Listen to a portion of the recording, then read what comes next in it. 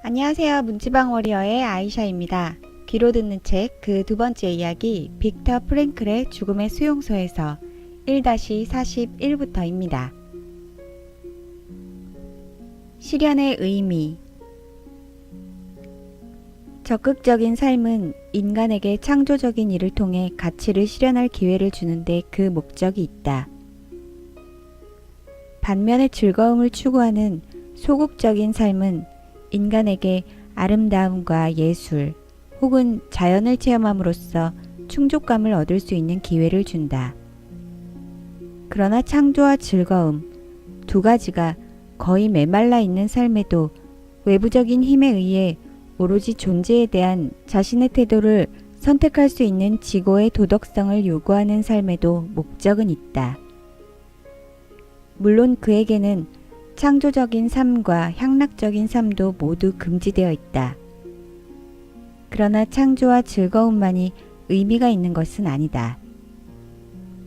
만약 그곳에 삶의 의미가 있다면 그것은 시련이 주는 의미일 것이다. 시련은 운명과 죽음처럼 우리 삶에 빼놓을 수 없는 한 부분이다. 시련과 죽음이 없이 인간의 삶은 완성될 수 없다. 사람이 자기 운명과 그에 따르는 시련을 받아들이는 과정, 다시 말해 자기 십자가를 짊어지고 나가는 과정은 그 사람으로 하여금 자기 삶에 보다 깊은 의미를 부여할 수 있는 폭넓은 기회를 제공한다. 심지어 가장 어려운 상황에서도 말이다. 그 삶이 용감하고 품위 있고 헌신적인 것이 될 수 있다.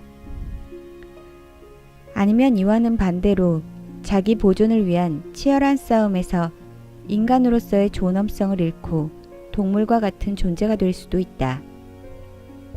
여기에 힘든 상황이 선물로 주는 도덕적 가치를 획득할 기회를 잡을 것인가, 아니면 말 것인가를 결정하는 선택권이 인간에게 주어져 있다. 그리고 이 결정은 그가 자신의 시련을 가치 있는 것으로 만드느냐 아니냐를 판가름하는 결정이기도 하다. 이런 생각이 너무 비현실적이고 실제 삶과 동떨어져 있다고 생각하지 않기를 바란다. 물론 아주 극소수의 사람만이 그렇게 지고한 도덕적 수준에 도달할 수 있는 것은 사실이다. 수감자 중에서 아주 적은 사람만이 충만한 내면의 자유를 지키고 시련을 견딤으로써 얻을 수 있는 가치를 얻었다. 하지만 단 한 가지 예만으로도 인간이 지닌 내면의 힘이 외형적인 운명을 초월해 그 자신의 존재를 높인다는 사실을 입증하는 데 충분하다고 생각한다. 그런 사람들이 비단 강제 수용소에만 있는 것은 아니다. 도처에 인간은 운명과 그리고 시련을 통해 무엇인가를 성취할 수 있는 기회와 만나게 된다. 병든 사람의 경우, 특히 치료가 불가능한 환자의 경우를 생각해보자. 언젠가 병에 걸린 한 젊은이로부터 편지를 받은 적이 있었다. 편지에서 젊은이는 친구에게 방금 자기가 오래 살지 못할 것이라는 사실을 알게 되었다고 말했다고 했다. 수술도 별 도움이 되지 않는 상황이었다. 그러면서 그 젊은이는 언젠가 자기가 본 영화 이야기를 했다. 죽음을 눈앞에 둔 사람이 아주 용감하고 품위 있게 죽음을 기다리는 과정을 생생하게 그린 영화였는데 그 영화를 보면서 죽음을 그렇게 의연하게 맞는 것이 인간으로서 참 위대한 성취였다고 생각했다는 것이다. 그러면서 그는 이렇게 썼다. 이제 운명이 자기에게 그와 똑같은 기회를 주었다고. 톨스토이의 소설을 각색한 영화 부활을 본 사람들도 이와 같은 생각을 할 것이다.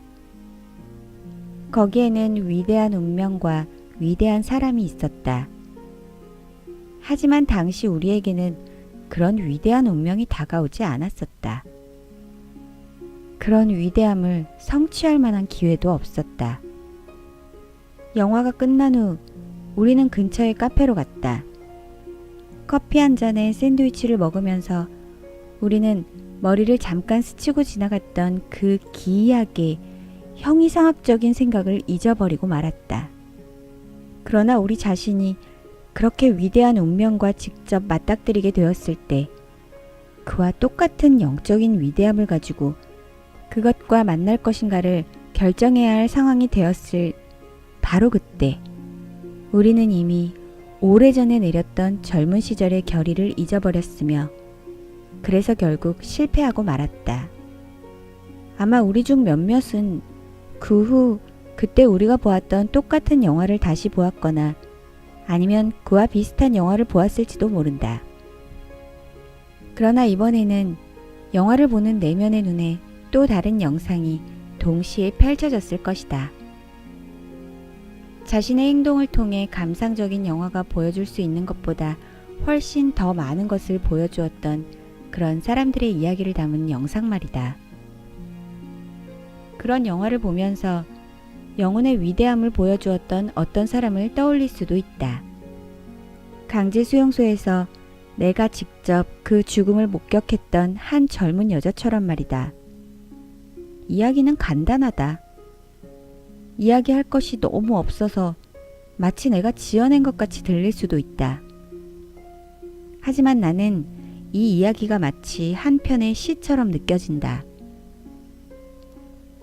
이 젊은 여자는 자기가 며칠 안에 죽을 것이라는 것을 알고 있었다. 하지만 이런 사실을 알고 있었음에도 불구하고 내가 그녀에게 말을 걸었을 때 그녀는 아주 명랑했다. 나는 운명이 나에게 이렇게 엄청난 타격을 가한 것에 대해 감사하고 있어요. 그녀가 나에게 말했다. 그 전에 나는 제멋대로였고 정신적인 성취 같은 것에 대해서 진지하게 생각해 본 적이 없었거든요. 그녀는 창밖을 가리키며 이렇게 말했다. 여기 있는 이 나무가 내 외로움을 달래주는 유일한 친구랍니다. 창을 통해서 볼 수 있는 것이라고는 밤나무가지 한 개와 그 위에 피어있는 꽃 두 송이였다. 저는 저 나무와 자주 이야기를 나눈답니다. 그녀가 나에게 말했다. 나는 한순간 어리둥절했다. 그녀의 말을 어떻게 받아들여야 할지 몰랐기 때문이다. 헛소리를 하는 것일까? 환각에 빠졌나? 나는 걱정스러운 표정으로 그녀에게 나무가 대답하는지 물었다. 물론이죠. 나무가 그녀에게 뭐라고 대답했을까? 그녀는 말했다. 나무가 이렇게 대답해요. 내가 여기 있단다. 내가 여기 있단다. 나는 생명이야. 영원한 생명이야. 우리는 앞에서 수감자의 내면적 자아에 대한 최종적인 책임은 심리적, 육체적 요인에 있는 것이 아니라 수감자의 자유의사에 따른 결정에 있다는 것이라는 말을 했다. 수감자들을 심리학적으로 관찰해보면 내면 세계가 간직하고 있는 도덕적, 정신적 자아가 무너지도록 내버려둔 사람이 결국 수용소의 타락한 권력의 희생자가 된다는 것을 알 수 있다. 그렇다면 이번에는 이런 질문이 제기된다. 무엇이 내적 소유를 이룰 수 있으며 또 이루어야만 하는 것일까? 끝을 알 수 없는 일시적 삶. 수용소에 있었던 사람들은 자신의 경험을 글로 쓰거나 이야기할 때 당시 모든 것 중에서 가장 절망적이었던 것은 자기가 얼마나 오랫동안 수용소 생활을 해야 하는지를 알지 못하는 것이었다고 이구동성으로 얘기한다. 우리는 언제 석방되는지를 몰랐다. 내가 있던 수용소에서는 그것에 대해 이야기하는 것조차 무의미한 짓이라고 생각했다. 실제로 수용 기간은 불확실했으며 끝이 있는 것도 아니었다. 한 저명한 연구 전문 심리학자는 강제 수용소의 이런 삶을 일시적인 삶이라고 부를 수 있다고 지적했다. 여기에 한마디 더 붙이자면 끝을 알 수 없는 일시적인 삶이라고 할 수 있을 것이다. 새로 수용소에 들어온 사람들은 수용소 환경에 대해서 아무것도 몰랐다. 다른 수용소로 갔다가 다시 돌아온 사람들은 입을 다물고 있어야 했고, 어떤 수용소로 간 사람들은 한 사람도 다시 돌아오지 못했다. 수용소로 들어가면서 사람들의 마음의 변화가 일어난다. 하나의 불확실성은 결말이 났지만 이번에는 결말에 대한 불확실성이 뒤를 잇는다. 이런 형태의 삶이 끝날 것인지 말 것인지, 끝난다면 과연 언제 끝날 것인지 미리 예견하는 것이 불가능했다. 자신의 일시적인 삶이 언제 끝날지 알 수 없는 사람은 인생의 궁극적인 목표를 세울 수가 없다. 그는 정상적인 삶을 누리는 사람과는 정반대로 미래를 대비한 삶을 포기한다. 따라서 내적인 삶의 구조 전개가 변하게 된다. 우리가 알고 있는 삶의 다른 영역에서도 이와 비슷한 퇴행 현상을 볼 수 있다. 예를 들자면 실직자가 이와 비슷한 처지라고 할 수 있다. 그의 삶 자체가 일시적인 것이기 때문에 어떤 의미에서는 미래를 대비할 수도 없고 목표를 세울 수도 없다. 실직한 광부를 대상으로 한 연구 보고서를 보면 그들이 아주 기이한 형태의 변형된 시간 감각, 내면의 시간 때문에 고통받고 있는 것으로 나와 있다. 이것은 실직이라는 특별한 상황에서 비롯된 것이다. 수감자들 역시 기이한 시간 감각을 경험했다. 시시때때로 자행되는 폭력과 배고픔이 하루를 꽉 채우고 있는 수용소에서는 하루라는 작은 단위의 시간은 영원한 것처럼 느껴진다. 하지만 그보다 긴 단위의 시간, 예를 들자면 일주일은 아주 빠르게 지나간다. 수용소에서 내가 한 번은 동료에게 하루가 일주일보다 더 길게 느껴진다고 얘기하자 그 친구도 내 말에 동의한다고 한 적이 있었다. 우리의 시간 감각이 얼마나 역설적인가? 이와 관련해서는 예리한 심리학적 관찰이 돋보이는 것으로 정평이 나 있는 토마스 만의 소설 마의 산을 떠올릴 수 있을 것이다.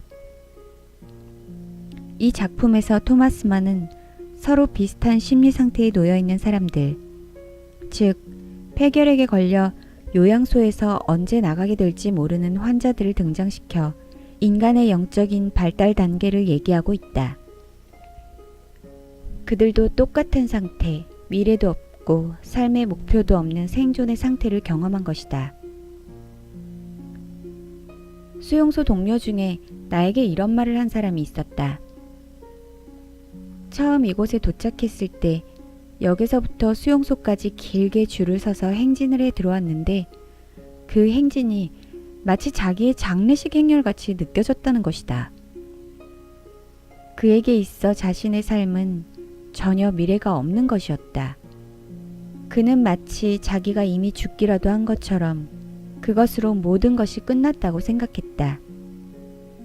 삶이 날아간 것 같은 이런 느낌은 다른 요인에 의해 더욱 심화된다.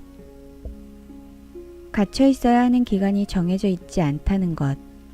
사실 수감자들이 가장 뼈저리게 느끼는 갇혀 있는 기간이 정해져 있지 않다는 것과 갇혀 있는 공간이 너무 협소하다는 것이 그 요인이다. 철조망 밖에 있는 것은 무엇이든 아주 멀리 떨어져 있는 것, 손이 닿을 수 없는 것, 그래서 비현실적인 것처럼 보인다.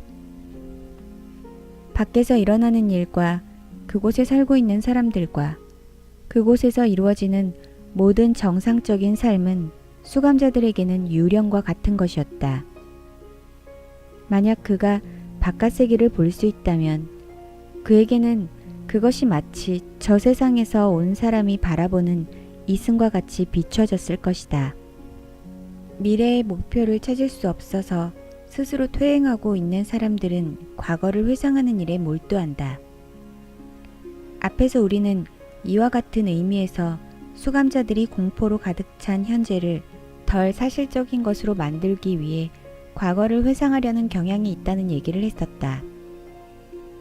그러나 실제 존재하는 현실에서 현재를 박탈하는 행위에는 어떤 일정한 위험이 도사리고 있다. 사실 수용소에서도 긍정적인 그 무엇인가를 얻을 수 있는 기회는 분명히 있다. 하지만 대부분은 그것이 기회인 줄 모르고 그냥 지나쳐버린다. 자신의 일시적인 삶을 비현실적인 것으로 간주하는 것이 삶의 의지를 잃게 하는 중요한 요인이 된다. 그 앞에 닥치는 모든 일들이 무의미한 것으로 여겨진다. 그런 종류의 사람들은 이것이 단지 예외적으로 어려운 외형적 상황일 뿐이며 이런 어려운 상황이 인간에게 정신적으로 자기 자신을 초월할 수 있는 기회를 준다는 사실을 종종 잊어버린다. 수용소의 어려운 상황을 자신의 정신력을 시험하기 위한 도구로 이용하는 대신 자신의 삶을 진지하게 생각하지 않고 그것을 아무런 성과도 없는 그 어떤 것으로 경멸한다. 그들은 눈을 감고 과거 속에 사는 것을 좋아한다. 그런 사람들에게 인생은 의미 없는 것이 된다. 물론 아주 극소수의 사람만이 이렇게 위대한 영적인 고지에 오를 수 있다. 하지만 몇몇 사람들은 세상 일에서의 실패와 죽음을 통해서도 이런 위대함을 성취할 수 있는 기회를 갖는다. 그들은 평범한 환경에서는 절대로 도달할 수 없는 그런 위대한 성취를 이루어낸다. 평범하고 의욕 없는 사람들에게는 비스마르크의 이 말을 들려주는 것이 좋을 것이다. 인생이란 치과 의사 앞에 있는 것과 같다. 그 앞에 앉을 때마다 최악의 통증이 곧 찾아올 것이라고 생각하지만 그러다 보면 어느새 통증이 끝나 있는 것이다. 강제 수용소에 있던 대부분의 사람들은 무엇인가를 성취할 수 있는 인생의 진정한 기회는 자기들에게 다시 오지 않을 것이라고 믿었다. 그러나 실제는 그렇지 않았다. 그곳에도 기회가 있고 도전이 있었다. 삶의 지침을 돌려놓았던 그런 경험의 승리를 정신적인 승리를 만들 수도 있었고 그와는 반대로 그런 도전을 무시하고 다른 대부분의 수감자들처럼 무의미하게 보낼 수도 있었다. 미래에 대한 기회가 삶의 의지를 불러일으킨다. 수용소에서 수감자가 입은 정신병리적 상처를 정신요법이나 정신위생학적 방법을 이용해 치료하려면 그가 기대할 수 있는 미래의 목표를 정해줌으로써 내면의 힘을 강화시켜 주어야 한다. 수감자들 중에 몇 사람은 본능적으로 자기 스스로가 그런 목표를 찾아내기도 한다. 이것이 바로 인간의 특성으로 이렇게 사람은 미래에 대한 기대가 있어야만 세상을 살아갈 수 있다. 기대를 갖기 위해 때때로 자기 마음을 밀어붙여야 할 때가 있음에도 불구하고 인간의 존재가 가장 어려운 순간에 있을 때 그를 구원해주는 것이 바로 미래에 대한 기대이다. 내가 실제로 경험했던 일이 생각난다. 그날 나는 거의 눈물을 흘릴 정도의 극심한 통증을 겪으며 긴 행렬에 끼어서 수용소에서 작업장까지 몇 킬로미터를 절뚝거리며 걸어가고 있었다. 날은 추웠고 살을 애는 듯한 바람이 우리를 사정없이 내리쳤다. 나는 우리의 누추한 생활과 연관된 끊임없이 자질구레한 문제들을 계속 생각하고 있었다. 오늘 저녁은 무엇을 먹게 될까? 만약 특별 배급으로 소시지가 나온다면 그것을 빵과 바꾸어 먹을까? 2주일 전에 상으로 받았던 담배 한 개피를 스프 한 그릇과 바꾸어 먹을까? 한쪽 신발이 끊어졌는데 끈을 대신할 철사를 어디서 구하지? 시간 안에 작업장에 가서 평소에 내가 일하던 작업반에 낄 수 있을까? 그렇지 않고 다른 작업반에 들어갔다가 거기서 고약한 감독을 만나면 어떡하지? 이렇게 매일 긴 행렬에 끼어서 작업장에 가지 않고 대신 수용소 안에서 일할 수 있도록 나를 도와주는 카포는 없을까? 그 카포와 잘 사귀려면 어떻게 해야 하지? 그러다가 매일같이 시시각각 그런 하찮은 일만 생각하도록 몰아가는 상황이 너무 역겹게 느껴졌다. 나는 생각을 다른 주제로 돌리기로 했다. 갑자기 나는 불이 환히 켜진 따뜻하고 쾌적한 강의실의 강단에 서 있었다. 내 앞에는 청중들이 푹신한 의자에 앉아서 내 강의를 경청하고 있었다. 나는 강제 수용소에서의 심리 상태에 대한 강의를 하고 있었던 것이다. 그 순간 나를 짓누르던 모든 것들이 객관적으로 변하고 일정한 거리를 둔 과학적인 관점에서 그것을 보고 설명할 수 있게 되었다. 이런 방법을 통해 나는 어느 정도 내가 처한 상황과 순간의 고통을 이기는 데 성공했고 그것을 마치 과거에 이미 일어난 일처럼 관찰할 수 있었다. 나 자신과 문제는 내가 주도하는 흥미진진한 정신과학의 연구 대상이 되었다. 스피노자가 그의 윤리학에서 무엇이라고 했던가? 감정, 고통스러운 감정은 우리가 그것을 명확하고 확실하게 묘사하는 바로 그 순간에 고통이기를 멈춘다. 미래, 그 자신의 미래에 대한 믿음을 잃어버린 수감자는 불운한 사람이다. 미래에 대한 믿음을 잃어버리는 것과 더불어 그는 정신력도 상실하게 된다. 그는 자기 자신을 퇴화시키고 정신적으로나 육체적으로 퇴락의 길을 걷는다. 일반적으로 이런 현상은 아주 갑자기 위기라는 형태를 띠고 일어난다. 수용소 생활을 해본 사람들은 이런 징후에 아주 익숙해져 있다. 우리 자신 때문이 아니라 우리 때문에 우리는 모두 이 순간을 두려워했다. 대체로 이런 현상은 아침에 수감자가 옷 입고 세수하는 것을 거부하거나 아니면 연병장으로 나가는 것을 거부하는 것으로 시작된다. 간청과 주먹질, 위협도 효과가 없다. 그냥 누워서 거의 움직이지 않는다. 만약 이런 위기가 병 때문에 생긴 것일 경우 그는 병실로 옮겨지는 것을 거부하고 그 밖에 도움이 되는 그 어떤 것도 거부한다. 그냥 포기해버리는 것이다. 자기가 싼 배설물 위에 그냥 그렇게 누워있으려고만 한다. 세상 어떤 것으로부터라도 더 이상 간섭받지 않고. 미래에 대한 믿음의 상실은 죽음을 부른다. 언젠가 나는 미래에 대한 믿음의 상실과 이런 위험한 자포자기가 서로 밀접한 연관을 가지고 있다는 사실을 보여주는 아주 극적인 사례를 보았다. F. 우리 구역의 고참 관리인인 그는 그 전에는 꽤 유명한 작곡가이자 작사가였다. 그가 어느 날 나에게 고백했다. 의사 선생님, 선생님께 드릴 말씀이 있습니다. 이상한 꿈을 꾸었어요. 꿈에서 어떤 목소리가 소원을 말하라는 거예요. 내가 알고 싶은 것을 말하래요. 그러면 질문에 모두 대답해 줄 거라고 하더군요. 그래서 제가 무얼 물어보았는지 아십니까? 나를 위해서 이 전쟁이 언제 끝날 것이냐고 물어보았죠. 무슨 말인지 아시겠소, 의사 양반?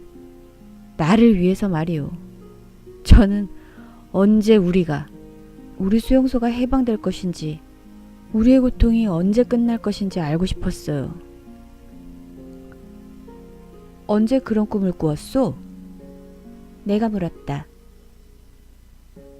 1945년 2월에요. 그가 대답했다. 그때는 3월이 막 시작되었을 때였다.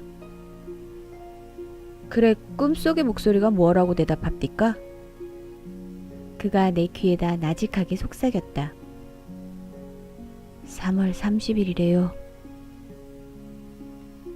F는 희망에 차 있었고 그 꿈의 목소리가 하는 말이 맞다고 확신하고 있었다.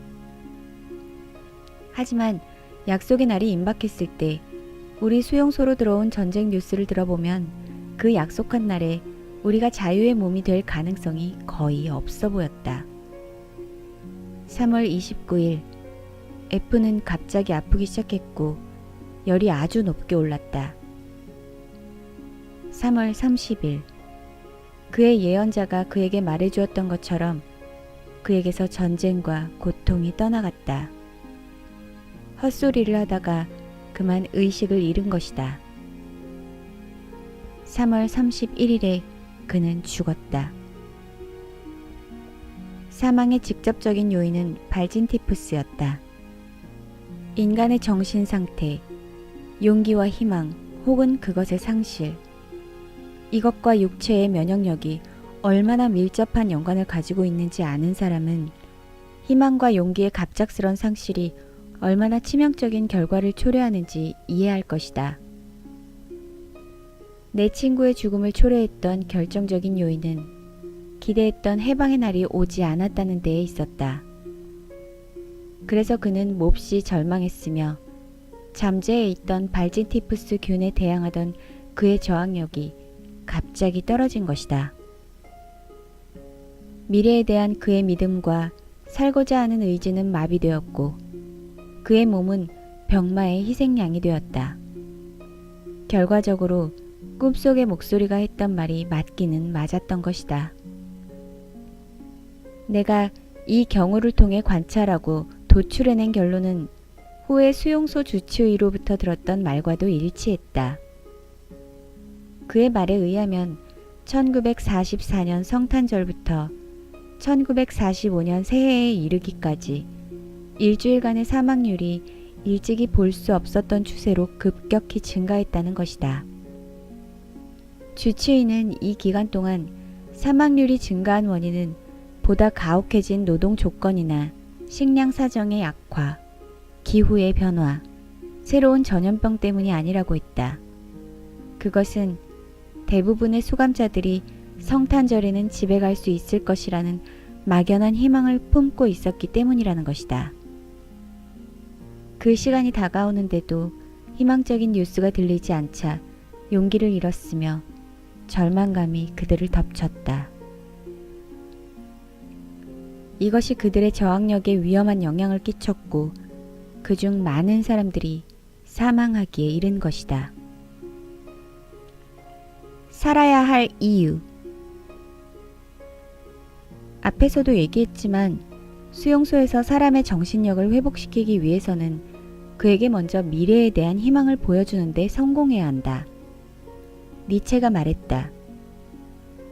왜 살아야 하는지 아는 사람은 그 어떤 상황도 견딜 수 있다.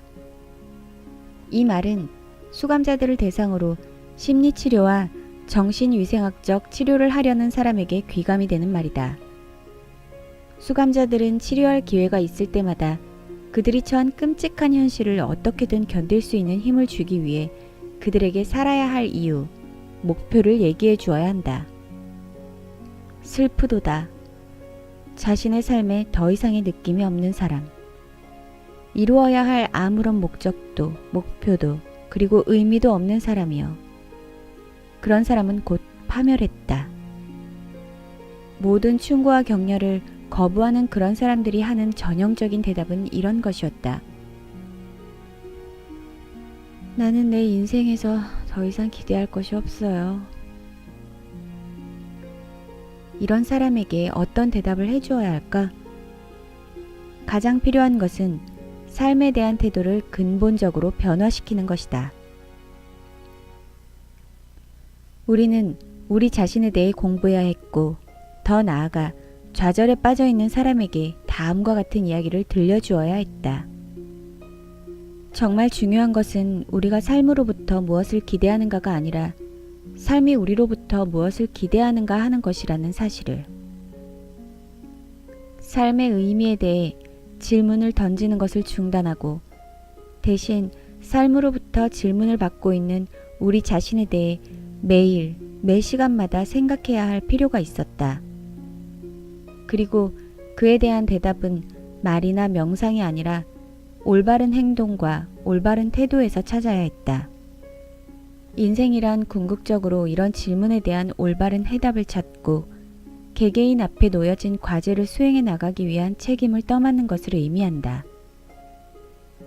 이런 과제들, 즉 삶의 의미는 사람마다 다르고 때에 따라 다르다. 따라서 일반적인 방식으로 삶의 의미를 정하는 것은 불가능하다. 삶의 의미가 무엇인가에 대한 대답은 포괄적으로 할 수 있는 것이 아니다. 삶이란 막연한 것이 아니라 현실적이고 구체적인 것이기 때문이다. 삶이 우리에게 던져준 과제가 현실적이고 구체적인 것과 마찬가지로 바로 이것이 개개인마다 다른 인간의 운명을 결정한다. 어떤 사람도 어떤 운명도 그와는 다른 사람, 그와는 다른 운명과 비교할 수 없다. 똑같은 상황이 되풀이되는 경우는 하나도 없으며 각각의 상황은 서로 다른 반응을 불러일으킨다. 때로는 그가 처해 있는 상황이 그에게 자신의 운명을 개척하기 위해 행동에 들어갈 것을 요구할 수도 있다.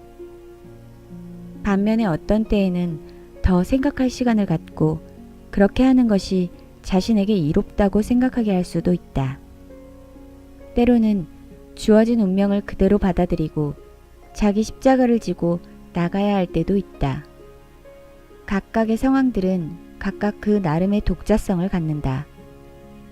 그리고 어떤 상황에서 비롯된 어떤 문제에 대한 해결책은 언제나 가까운 곳에 단 하나만 있는 법이다.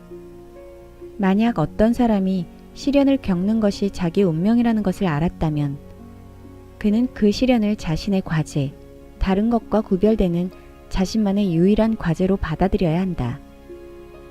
시련을 당하는 중에도 자신이 이 세상에서 유일한 단 한 사람이라는 사실에 감사해야 한다. 어느 누구도 그를 시련으로부터 구해낼 수 없고 대신 고통을 짊어질 수도 없다. 그가 자신의 짐을 짊어지는 방식을 결정하는 것은 그에게만 주어진 독자적인 기회이다. 완수해야 할 시련이 그 얼마인고. 우리 같은 수감자들에게 이런 생각들은 현실과 아주 동떨어진 사색적인 이론이 아니었다. 그것은 우리가 자신을 도울 수 있는 유일한 생각이었다. 이 생각들은 우리가 살아서 그곳을 나올 가능성이 없어 보이는 때에도 절망으로부터 우리를 지켜주었다. 오래전에 우리는 삶의 의미가 무엇이냐고 묻는 단계를 통과했었다. 그 순수한 물음은 가치 있는 어떤 것을 창조하기 위한 적극적인 행동을 통해 어떤 목표를 성취하는 것으로 삶을 이해한다. 우리에게 있어서 삶의 의미는 삶과 죽음, 고통받는 것과 죽어가는 것까지를 폭넓게 감싸 안는 포괄적인 것이었다. 시련이 우리에게 무엇을 의미하는지가 명백하게 밝혀지면서 우리는 수용소 안에서 자행되는 폭력을 무시하거나 거짓 상상을 하거나 억지로 만들어낸 낙관적인 생각을 즐기는 것으로 그것이 주는 고통을 감소시키려는 시도를 하지 않게 되었다. 우리는 시련으로부터 등을 돌리기를 더 이상 원치 않았다. 시련 속에 무엇인가 성취할 수 있는 기회가 숨어 있다는 것을 깨달았다. 릴케가 우리가 완수해야 할 시련이 그 얼마인고라는 시를 쓴 것도 아마 시련 속에 이런 기회가 숨어 있기 때문일 것이다. 릴케는 마치 작업을 완수한다고 말하는 것과 똑같이 시련을 완수한다고 했다. 우리에게는 완수해야 할 시련이 너무나 많았다. 따라서 우리는 될 수 있는 대로 나약해지지 않고 남몰래 눈물 흘리는 일을 최대한 자제하면서 있는 그대로의 고통과 대면해야 할 필요가 있었다. 그렇다고 눈물 흘리는 것을 부끄러워할 필요는 없었다. 왜냐하면 눈물은 그 사람이 엄청난 용기, 즉 시련을 받아들일 용기를 가지고 있다는 것을 의미하기 때문이다. 아주 극소수의 사람만이 그것을 깨달았다. 어떤 사람들은 부끄러워하면서 자기가 운 적이 있다고 고백하기도 했다. 한 번은 보종 때문에 고생하던 동료에게 어떻게 나았냐고 물어보았다. 그랬더니 그가 이렇게 대답했다. 실컷 울어서 내 조직 밖으로 몰아냈지. 자살 방지를 위한 노력. 강제 수용소에서 조금 여유가 생겼을 때 나는 개인이나 집단을 대상으로 정신요법과 정신건강법을 이용한 치료를 시도해보았다. 개인을 대상으로 하는 정신요법은 일종의 인명구조와 비슷한 성격을 띠고 있었다. 말하자면 자살 방지책의 일종이라는 것이다. 수용소에는 자살을 시도하는 사람들의 생명을 구하는 것을 금하는 엄한 규칙이 있었다. 예를 들자면 목을 매 자살하려는 사람의 목에 달려있는 줄을 끊는 것도 금했다. 따라서 이런 일이 일어나기 전에 방치하는 것이 중요하다. 나는 아직도 2개의 자살 미수 사건을 기억하고 있다. 2 사건의 성격이 놀라울 정도로 비슷했다. 2 사람은 모두 자살 동기를 털어놓았다. 그 동기는 자살을 시도하는 사람들이 전형적으로 내세우는 것, 즉 삶으로부터 아무것도 기대할 것이 없다는 것이었다. 이런 경우 2 사람에게는 인생이 그들로부터 여전히 무엇인가를 기대하고 있으며 미래에는 그들이 인생으로부터 무언가를 기대할 수 있다는 사실을 일깨워주는 것이 중요하다. 실제로 그중 한 사람에게는 그것이 그의 아이라는 사실이 밝혀졌다. 그가 그렇게 사랑하는 그 아이는 지금 그를 다른 나라에서 기다리고 있다. 또 다른 사람에게 그 대상은 사람이 아닌 일이었다. 이 사람은 과학자로 그동안 책을 써오고 있었는데 그것을 아직 완성하지 못한 상태였다. 이 일은 누가 대신해 줄 수 있는 것이 아니었다. 마찬가지로 또 다른 사람의 아이, 그 아이에게 애정을 베푸는 데 있어서 아버지의 자리를 대신해 줄 수 있는 사람은 아무도 없었다. 각각의 개인을 구별하고 존재의 의미를 부여하는 이런 독자성과 유일성은 인간에 대한 사랑처럼 창조적인 의미를 지니고 있다. 이 세상에 자신의 존재를 대신할 수 있는 것이 아무것도 없다는 사실을 일단 깨닫게 되면 생존에 대한 책임과 그것을 계속 지켜야 한다는 책임이 아주 중요한 의미로 부각된다. 사랑으로 자기를 기다리고 있을 아이나 혹은 완성하지 못한 일에 대해 책임감을 느끼게 된 사람은 자기 삶을 던져버리지 못할 것이다. 그는 왜 살아야 하는지를 알고 있고 그래서 그 어떤 어려움도 견뎌낼 수 있다. 집단 정신치료의 경험. 당연한 일이지만 수용소 안에서는 집단을 대상으로 정신치료를 할 기회는 제한되어 있다.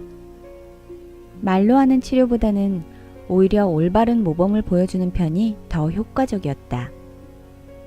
공정하고 용기 있는 행동으로 보아 수용소 편이 아닌 것이 분명한 한 고참 관리인은 자기 담당구역 사람들에게 지대한 도덕적 영향을 줄 수 있는 기회를 무수히 많이 가지고 있었다.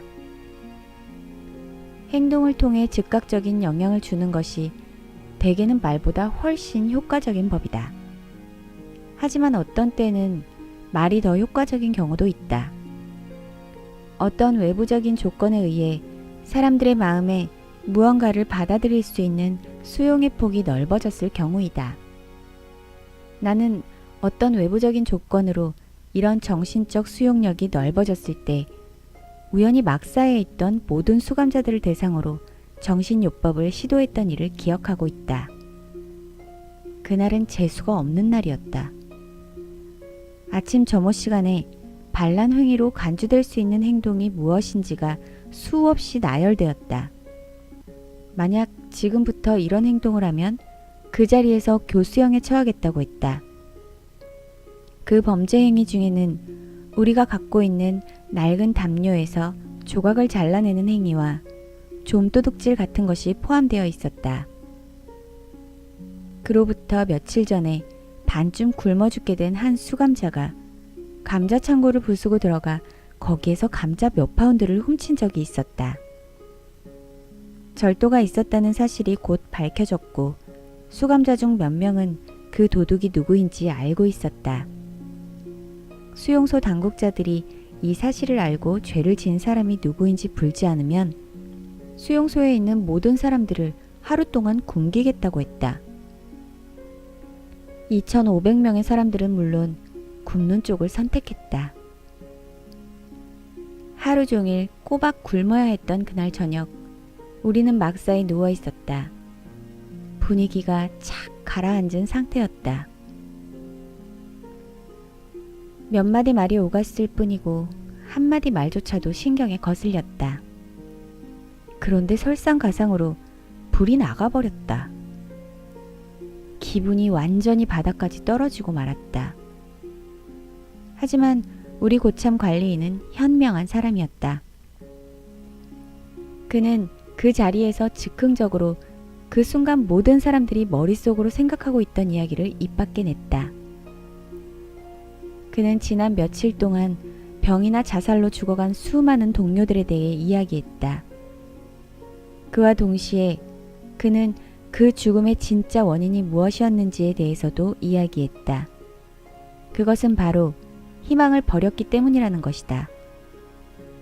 그는 앞으로 생길지도 모를 희생자들이 이런 최악의 상태에 이르지 않도록 어떤 방법이 강구돼야 한다고 말했다. 그러면서 이런 조언을 해줄 수 있는 사람이 바로 나라고 했다. 신은 알고 있을 것이다. 당시 나는 정신의학에 대해 설명하거나 설교를 하고 싶은 기분이 전혀 아니었다는 것을. 동료들을 상대로 정신과적 치료를 하고 싶은 기분이 아니었다. 나는 춥고 배고프고 짜증스럽고 피곤했다. 하지만 나는 노력해야 했다. 좀처럼 생기지 않는 이런 기회를 활용해야만 했다. 그 어느 때보다 용기를 북돋아 주는 것이 절실한 때였기 때문이다. 나는 단순한 위로의 말부터 시작했다. 제2차 세계대전이 시작되고 6번째 겨울을 맞았지만 지금 유럽의 정세를 살펴보면 우리 처지가 그렇게 최악은 아니라고 말했다. 그리고 지금까지 시련을 겪어오면서 다른 무엇으로도 대신할 수 없는 것을 잃은 적이 있었다면 그것이 무엇인지 한번 스스로에게 물어보라고 했다. 나는 의외로 그들이 대체할 수 없는 것을 잃어버린 경우는 거의 없다는 사실을 알게 되었다. 아직도 살아있는 사람들은 희망의 이유를 갖고 있었다. 건강, 가족, 행복, 전문적인 능력, 재산, 사회적 지위. 이것은 모두 나중에 다시 가질 수 있는 것들이었다. 그때 나는 니체의 말을 인용했다. 나를 죽이지 못한 것은 나를 더욱 강하게 만들 것이다. 그리고 나는 미래에 대해 얘기했다. 공정하게 얘기해서 미래가 가망없어 보일 것이라고 했다. 그리고 우리가 앞으로 살아남을 가능성이 얼마나 적은지에 대해서도 모두 생각을 같이 했다. 우리 수용소에는 아직 발진티푸스가 발생하지 않았다고 말했다. 나는 내가 살아남을 확률을 20명 중에 1명으로 점쳤다. 하지만 그럼에도 불구하고 나는 희망을 잃거나 포기할 의사가 없다는 얘기를 그들에게 들려주었다.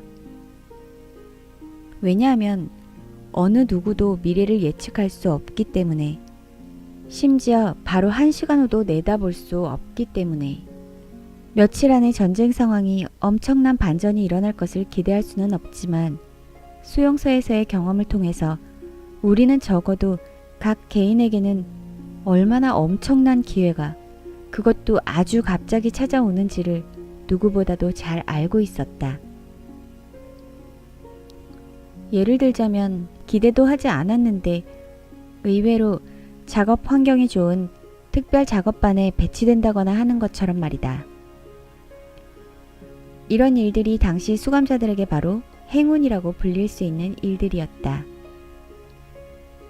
하지만 나는 미래에 대해서만 말한 것이 아니었다. 그 미래에 드리워져 있는 장막에 대해서도 얘기했다. 또한 나는 과거에 대해서도 얘기했다. 과거에 있었던 그 모든 즐거운 일들과 그 빛이 현재의 어둠 속에서도 얼마나 밝게 빛나고 있는지를. 이때 나는 또 시를 인용했다. 내 스스로 설교를 하고 있다는 느낌을 피하기 위해서였다. 그대의 경험, 이 세상 어떤 권력자도 빼앗지 못하리. 경험뿐이 아니다. 우리가 그동안 했던 모든 일, 우리가 했을지도 모르는 훌륭한 생각들, 그리고 우리가 겪었던 고통, 이 모든 것들은 비록 과거로 흘러갔지만 결코 잃어버린 것이 아니다. 우리는 그것을 우리 존재 안으로 가지고 들어왔다. 간직해 왔다는 것도 하나의 존재 방식일 수 있다. 그리고 어쩌면 이것이 가장 확실한 존재 방식인지도 모른다. 그런 다음 나는 삶에 의미를 부여할 수 있는 다양한 기회에 대해 얘기했다. 나는 꼼짝도 않고 누워있다가 가끔 한숨을 쉬던 내 동료를 향해 어떤 상황에서도 인간의 삶은 의미를 갖는 일을 절대로 멈추지 않는다는 것, 그리고 삶의 무한한 의미에는 고통과 임종, 궁핍과 죽음이 모두 포함되어 있다는 말을 했다. 어둠 속에서 내 말에 열심히 귀를 기울이고 있던 불쌍한 신의 피조물들에게 우리가 처한 가혹한 현실에 과감하게 직면하자고 했다. 희망을 잃어서는 안 되고 우리들의 가망 없는 싸움이 삶의 존엄성과 의미를 손상시키지 않는다는 확신 속에서 용기를 가져야 한다고 말했다. 나는 누군가가 친구나 아내, 살아있는 사람 혹은 죽은 사람 혹은 하느님, 각각 다른 시간에 우리 한 사람 한 사람을 내려다보고 있다고 했다. 우리를 지켜보고 있는 그 사람은 우리가 자기를 실망시키지 않기를 바라고 있다고 했다. 우리가 의연하고 비굴하지 않게 시련을 이겨내고 어떤 태도로 죽어야 하는지를 알기를 바란다고. 마지막으로 나는 우리의 희생에 대해서 얘기했다. 희생은 어떤 경우에나 다 의미를 가지고 있다. 우리의 희생은 그 특성상 정상적인 생활 속에서는 물질적인 성공이 중요한 세계에서는 틀림없이 의미 없는 것으로 여겨질 희생이었다. 그러나 실제로 우리의 희생에는 의미가 있었다. 나는 진솔한 말투로 말했다. 우리 중에 종교를 가지고 있는 사람들은 이 말을 쉽게 이해할 것이다. 수용소에 처음 들어온 한 동료가 하늘에 이런 기도를 하는 것을 들었다. 자신의 고난과 죽음으로 자기가 사랑하는 사람이 고통스러운 종말로부터 구원받도록 해달라는 기도였다. 이런 사람에게 고난과 죽음은 의미 있는 것이다. 그의 희생은 아주 심오한 의미를 지닌 희생이다. 그는 헛되게 죽고 싶지 않았던 것이다. 그리고 우리 중 그 어느 누구도 그렇게 되기를 원하지 않았다. 나는 그때 바로 그곳, 그 막사에서 실제로 가망이 없는 그런 상황에 놓여 있는 우리들의 삶이 갖고 있는 충만한 의미를 찾아보기 위해 이 말을 했다. 내 말은 효과가 있었다. 불이 다시 들어와 주위가 밝아지자 누추한 몰골을 한 동료들이 두 눈에 눈물을 가득 머금고 나에게 다가와서 감사하다고 했다. 하지만 이제 와서 고백하건대 당시 나는 고통받고 있는 내 동료들의 마음속에 그렇게 대단한 정신력을 심어주지 못했던 것 같다. 분명히 나에게 그런 일을 할 수 있는 기회가 많았을 텐데 내가 그것을 그냥 놓쳐버리고 만 것이 틀림없다. 수용소의 여러 가지 인간 군상. 이제 수감자들이 보인 심리적 반응의 세 번째 단계, 즉 수용소에서 풀려난 후에 대해 설명할 차례가 되었다. 하지만 그 전에 우리는 정신의학자들이 자주 받는 질문, 특히 개인적인 체험을 통해 수용소 안의 사정을 잘 알고 있는 정신의학자들이 자주 받는 질문에 대해 얘기해 보기로 하겠다. 그것은 수용소 감시병들의 정신 상태에 대해 어떻게 생각하느냐는 질문이다. 살과 피를 가진 인간으로서 어떻게 다른 사람들에게 그런 일, 수용소에 있던 수많은 사람들이 당했다고 말하는 바로 그런 일을 저지를 수 있을까? 수용소 안에서 벌어진 일에 대해 이야기를 듣고 또 실제로 그런 일들이 벌어졌다고 믿는 사람들은 모두 정신의학적으로 어떻게 그런 일이 가능한지에 대해 의문을 갖는다.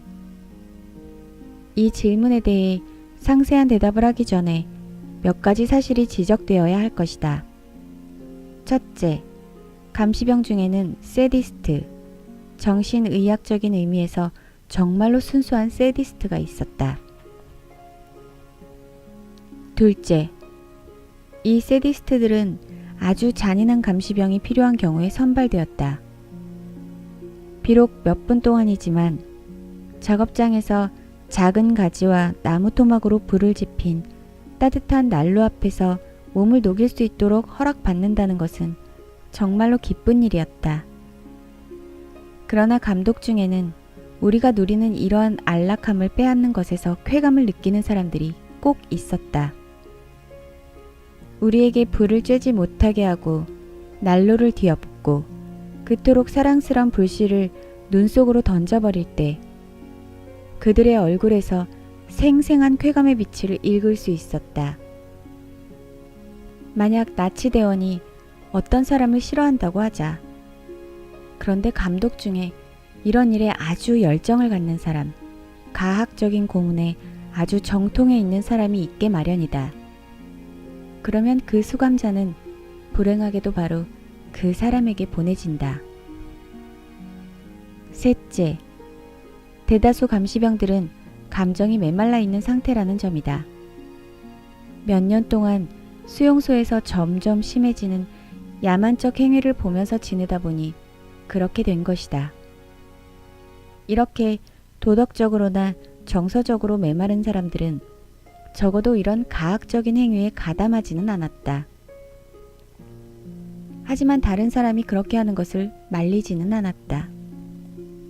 넷째, 감시병 중에도 우리를 동정하는 사람들이 있었다는 사실을 반드시 밝혀둘 필요가 있다. 내가 풀려났던 바로 그 수용소의 소장도 그런 사람이었다. 수용소가 해방된 후 이 사람이 인근 마을에 있는 상점에서 수감자들에게 줄 약을 사기 위해 적지 않은 돈을 자기 호주머니에서 지불했다는 사실이 밝혀졌다. 반면에 수용소 고참 관리인은 그 자신이 수감자임에도 불구하고 그 어떤 나치 대원들보다 지독했다. 그는 아주 사소한 것을 핑계 삼아 수감자들을 때렸다. 하지만 내가 알기로 수용소장은 우리에게 손 한 번 댄 적이 없었다.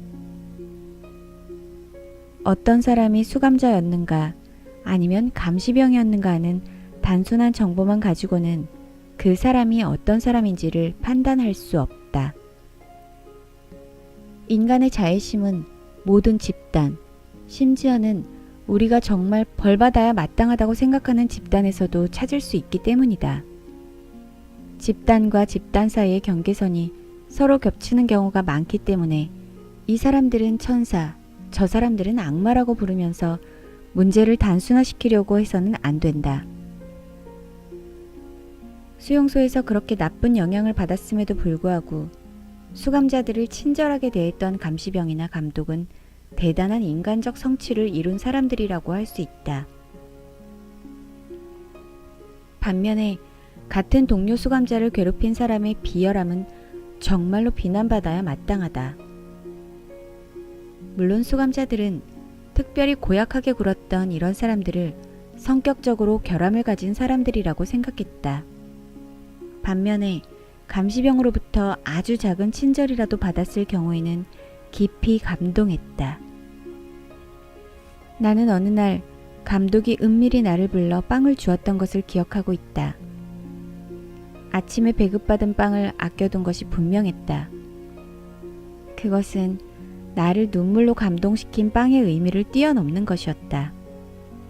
그는 그러면서 나에게 인간적인 그 무엇도 함께 주었다. 그것은 따뜻한 말과 눈길이었다.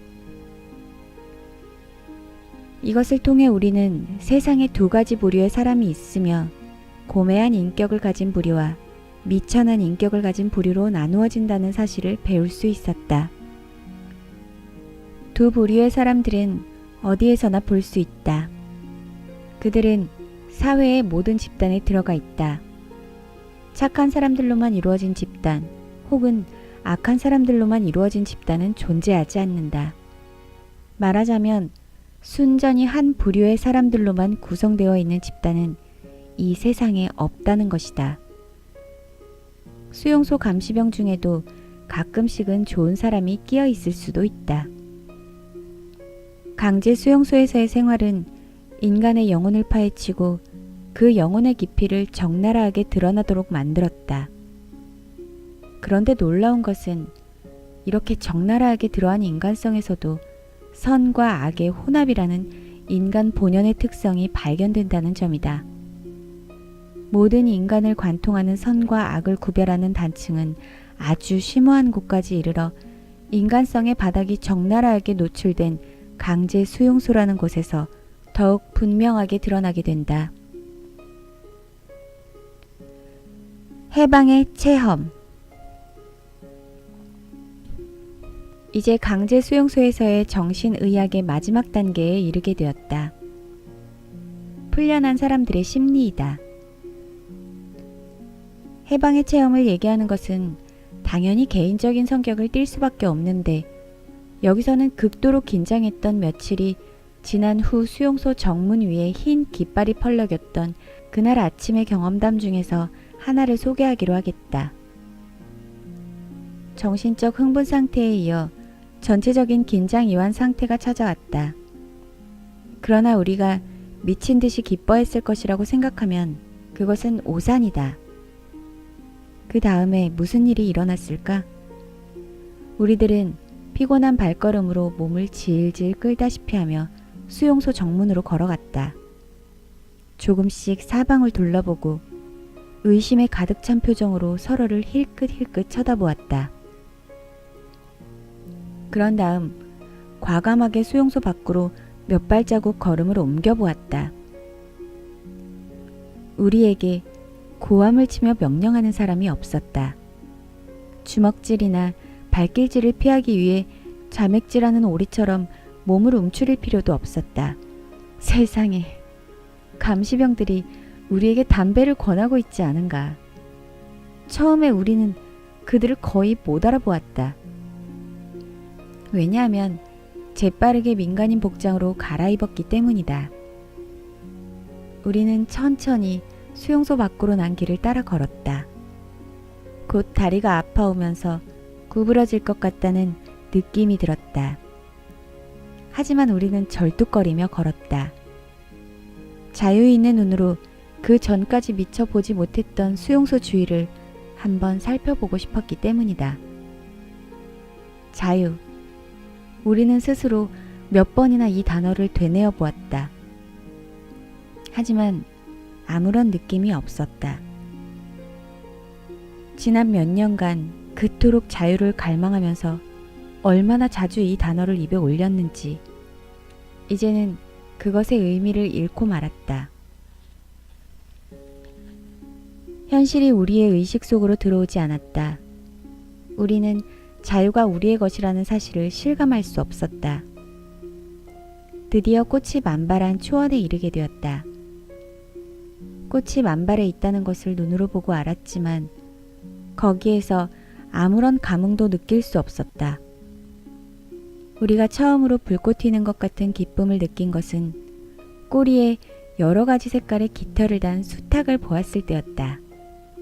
하지만 그것도 잠시뿐이었다. 우리는 아직 이 세상 속에 속한 사람들이 아니었다. 저녁이 되어 사람들이 모두 막사에 모였을 때 한 사람이 다른 사람에게 은밀하게 물어보았다. 말해보게. 자네 오늘 기뻤나? 우리 모두 똑같은 느낌을 갖고 있다는 사실을 몰랐던 그 사람이 부끄러운 듯이 대답했다. 솔직하게 얘기하자면 아니야. 우리는 글자 그대로 기쁨을 느끼는 능력을 상실하고 말았던 것이다. 앞으로 천천히 그것을 다시 배워야만 했다. 이렇게 갇혀 있다가 석방된 죄수에게서 나타나는 현상을 정신의학적인 용어로 이인증이라고 할 수 있다. 모든 것이 꿈처럼 비현실적이고 있을 법하지 않은 것처럼 보인다. 우리는 그것이 현실이라는 것을 믿을 수 없었다. 지난 몇 년간 우리가 얼마나 많이 꿈에게 사기를 당해왔던가. 자유의 날이 와서 석방이 되고 집으로 돌아가고 친구와 인사를 나누고 아내를 포옹하고 테이블에 앉아서 그동안 우리가 겪었던 일들을 모두 이야기하는 꿈. 그런 꿈을 꾸었다. 오히려 너무나 자주 꾼 경향이 있었다. 그런데 바로 그때 호루라기 소리가 들린다. 자리에서 일어나라는 그 호루라기 소리와 함께 자유의 날을 맞은 그 꿈도 끝이 나고 만다.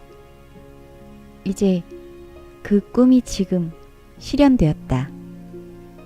그러나 우리가 정말로 그 꿈을 믿을 수 있을까? 육체는 마음보다는 거부감이 적은 법이다.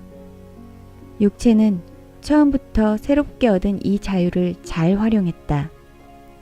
드디어 우리 육체가 개걸스럽게 먹어대기 시작한 것이다. 몇 시간 동안, 며칠 동안, 그리고 심지어는 한밤중에도 우리는 먹었다. 한 사람이 먹어치우는 음식의 양이 심히 놀라웠다.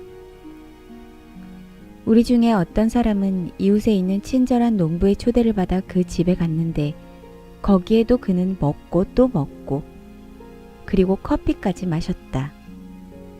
그리고 이것이 그의 혀를 풀리게 했다. 그는 몇 시간 동안 이야기를 하고 또 했다. 몇 년 동안 그의 마음을 짓누르던 중압감이 마침내 사라진 것이다. 그가 이야기하는 것을 보았더라면 누구라도 알았을 것이다. 그에게 말이 필요했다는 것을. 말하고자 하는 욕구가 참을 수 없을 정도로 컸다는 것을. 나는 아주 짧은 시간 동안 심한 중압감을 겪었던 사람이 이와 유사한 반응을 보이는 것을 보았다. 혀뿐만 아니라 그의 마음속에 있는 응어리도 함께 풀리는 데에는 여러 날이 걸렸다. 그런 다음에는 감정이 그것을 억압하고 있던 기이한 속박으로부터 폭발하듯 뿜어져 나왔다.